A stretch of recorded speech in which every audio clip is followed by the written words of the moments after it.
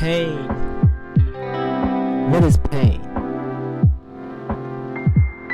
It's something that you can't really explain at times. Like, it's in your mind or it's outside of it. You see it, right? You see injustice or you see being rejected and you feel pain. Or is it getting ready for the next position, the next career, trying to push yourself forward, but something is still painful, right? Imagine this: having to prepare for an interview, having to change your language to fit the description. Not talking about applying yourself for that position, but changing your pigment to fit the position and changing your language to fit theirs. Like a pain like this. Not wanting to change your hairstyle because you are too afraid of how the world will see your hairstyle. And you just want to be free, you want to express yourself, so you can't cut your hair if you're a girl because they want it to be long and you can't get locks. Or they equivalent that to somebody who is locked up, but they never really see the ones that have it, and they're actually doing things to provide for those that are being locked up. And they're not just locked up physically, they're locked up spiritually because nobody really took the time to reach out to them. But that's pain, right? Like, they pushed them into this caged environment for money, right? Like pain, right? Like the love of all of money is the root of all evil. Money is not evil, but it depends on how you use it. That makes it evil, right?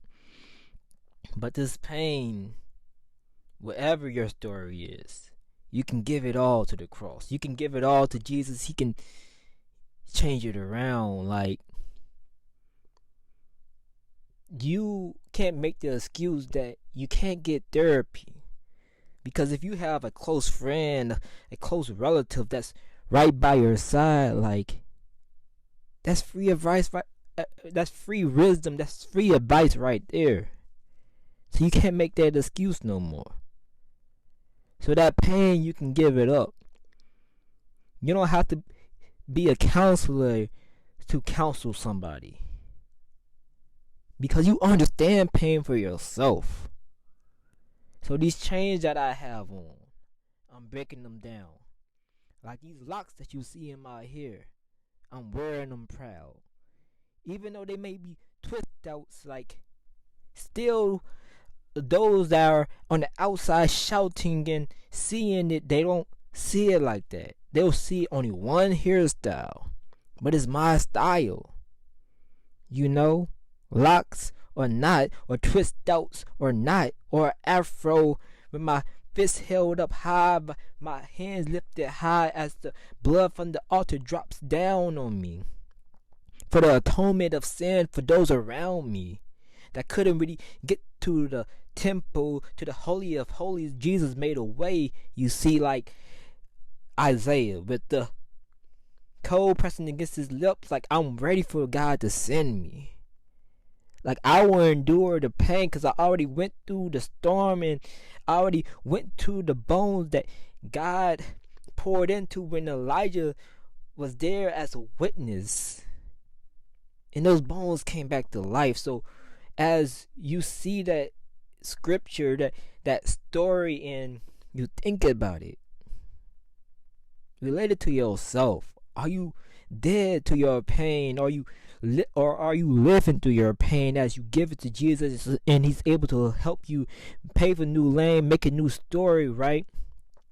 Like this freestyle of pain, right? I didn't write this down.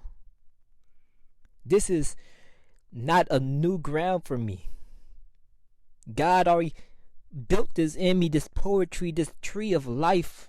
As you look into your palm and you see the veins, like as I look into my palms, I see the pain, I see the tree on both sides. Like I see how intricate every design was. Like the fingerprints that I have. We're the only ones with this. No animals have this because we have the DNA of the most holy. So as I look at my pigment, I see a king. I see somebody worthy of recognition. I see somebody worthy of achieving dreams. So as this poem ends, as this pain ends and begins, give it to the cross. You already know the cost, and he did it all for you for no cost. So why don't you run into the cross to give away your pain? Doesn't matter what nobody says. I'm gonna go into this interview because my resume is not in my appearance. My resume is already on papers. I got my bachelor's and my master's. I served here and I served there. I've been a teacher and I've been a custodian, but at the same time I've been a servant. I've been a leader. And those that are around me on my Facebook, on my Instagram stories, they can attest to that. So if you want somebody to have a recommendation, ask everybody that I've been around. Ask the youth that I play basketball with on Fridays and have group every other Friday. You see, you hear this in my voice because I'm passionate about this. This is not an illusion for me, so you can't say that this story doesn't make sense or this story is incomplete because the story is still beginning and the story will not end with me. Because I'm leaving a legacy, whether you like it or not. You can do whatever you want. You can thumb down this video. You can do whatever you want because I don't care, to be honest. Like, I care that you hear this, but if you don't like it, then it's not meant for you. But somebody else will like this and plant a new seed. So hopefully you will come back around to your senses, right? To this freestyle that I didn't write down because you can tell in my voice and my way I'm going about this that this is not new ground. This is my poetry, my tree of life, not of good and evil. I want the wisdom to come from God, right? So, till next time, to the next poem, stay tuned in to this channel as my poems grow and evolve, and the sermons grow and evolve, and you change as I change, as the seasons change. Like Ecclesiastes 3 talks about everything changing, right? Give your pain to the cross. You don't have to pay for counseling. Find somebody who you can relate to and you can give it to.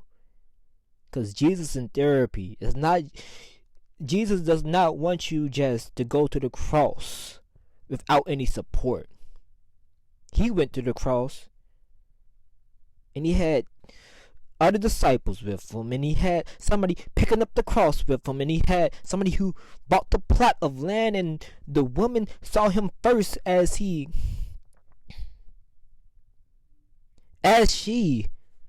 found out that he wasn't there. She saw the angel. Let me correct myself. She saw the angel, right? So don't say that this story is in vain, because it's not. And don't say that you don't need anybody else because you got Jesus on your side. Jesus says, I'm with you, but it's somebody who is right there, a brother, a sister that can stand with you through these trials of tribulations. They been there. They done that. So why are you rejecting them when they already went through this painful time, right? So I hope this reaches somebody. Because pain, it's not easy, it's not funny, but it's a blessing at the end of the day. Because we'll get through it in our own special way.